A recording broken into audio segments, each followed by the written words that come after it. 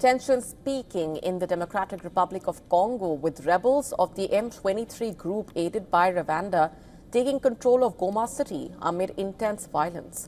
The M23 rebels announced the city's capture in a statement minutes before a 48-hour deadline expired that had been imposed by the group for the Congolese army to surrender their weapons. In fact, the rebels urged residents of Goma to remain calm and for members of the Congolese military to assemble at the central stadium. Amid the ongoing fighting, Kenya's President William Ruto has urged presidents of Rwanda and Congo to heed the call of peace. Ruto said that leaders of the East Africa Community, or the EAC bloc, had agreed to hold an extraordinary summit to address the current conflict in eastern Congo. I call on the parties to the Rwanda process on Eastern DRC and appeal specifically to my brothers, President Felix Tshisekedi and President Paul Kagame, both of whom I have had the occasion to speak to this evening, to heed the call for peace from the people of our region and the international community.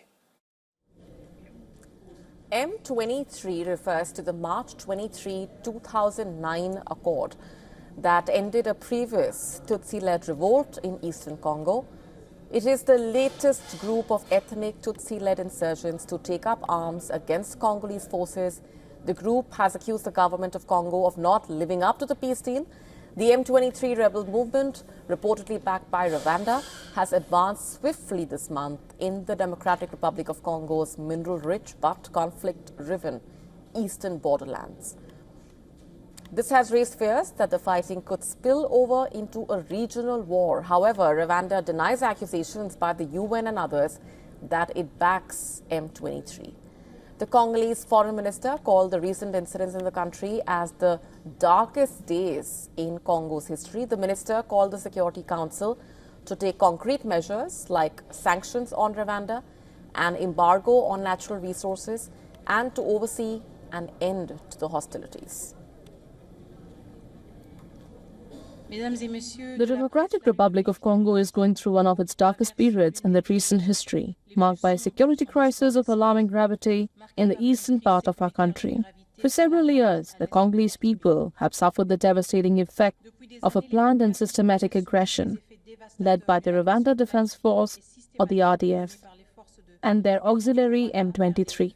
Since January 6, 2025, these illegal forces have intensified their attacks, taking over strategic localities, displacing millions of civilians and destroying vital infrastructure and committing massive human rights violations.